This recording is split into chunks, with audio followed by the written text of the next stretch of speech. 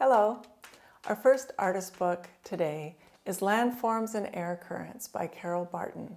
It travels through time and space. It offers meditative moments to appreciate the creative and powerful forces of nature.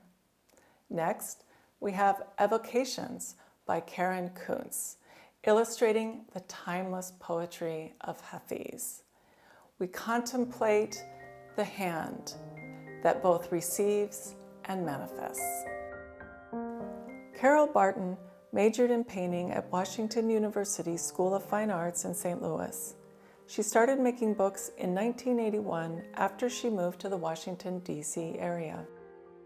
Barton's Plant This Book was one of dozens of artist books I was shown when exploring this form for the first time in 1990.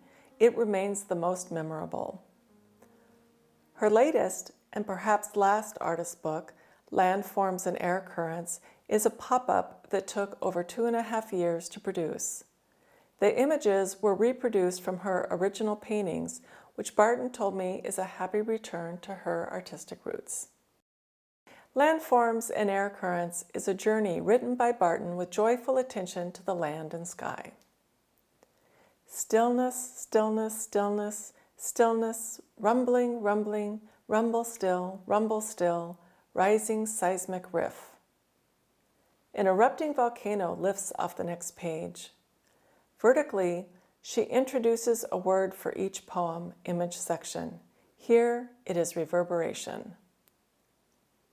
After this explosive start, Barton slows the pace. They say hills roll, but do they bump along like worn luggage? Do they click, click, click in trundling transit?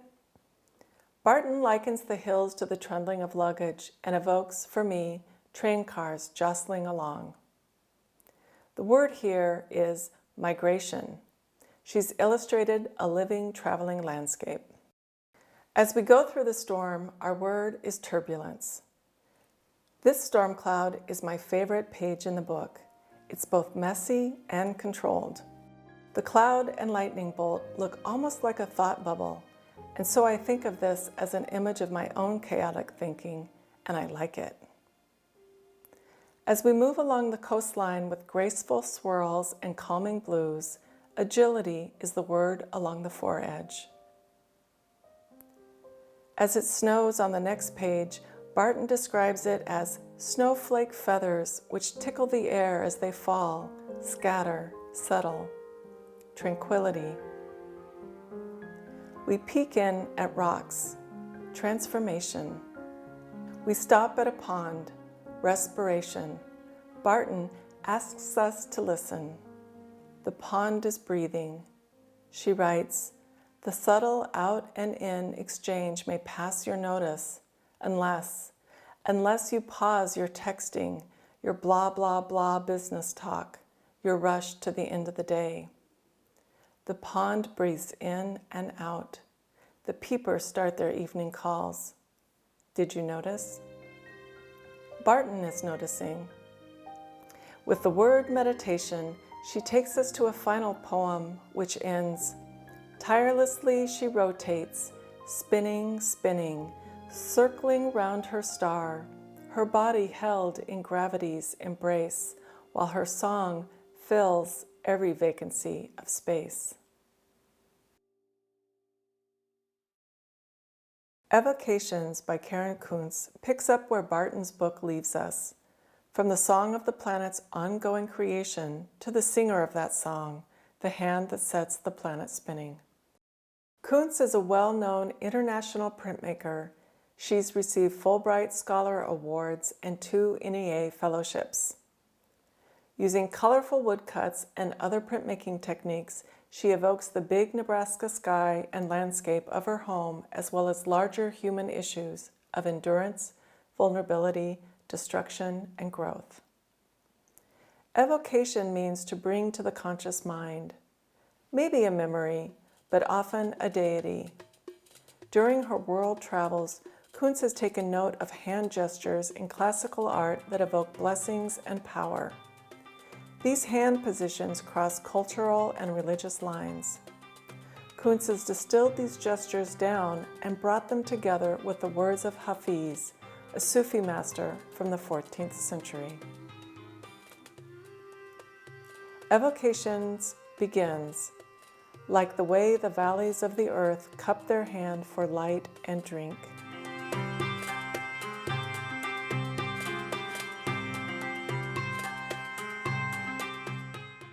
Like the way the desert opens up its sweet mouth and laughs when someone melts pearls in the sky.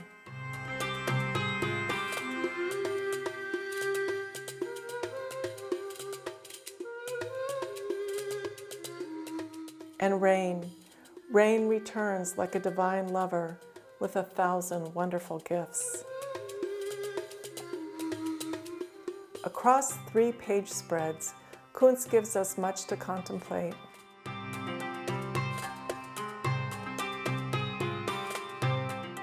Turning to the next 3 pages, the images need no words. The power and the blessing, the grace that is offered, are evident.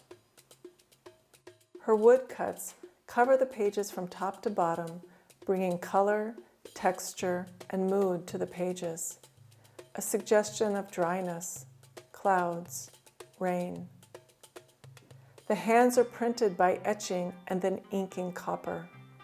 It may be the technique that best suited Kunc for practical reasons, but etching was commonly used to create the old masters' prints we much admire today. I am guessing the use of this technique is Kunc's nod to her historical references.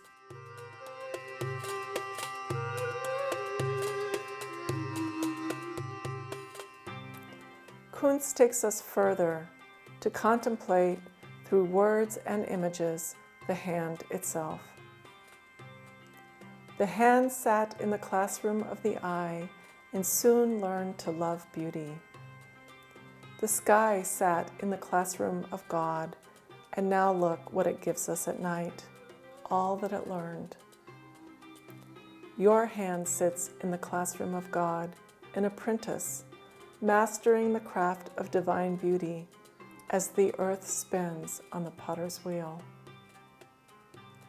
Hafiz is writing, I think, about all our hands being on the potter's wheel, all our hands wielding power and full of blessings, maybe even all our hands being the same hand. I can't be sure.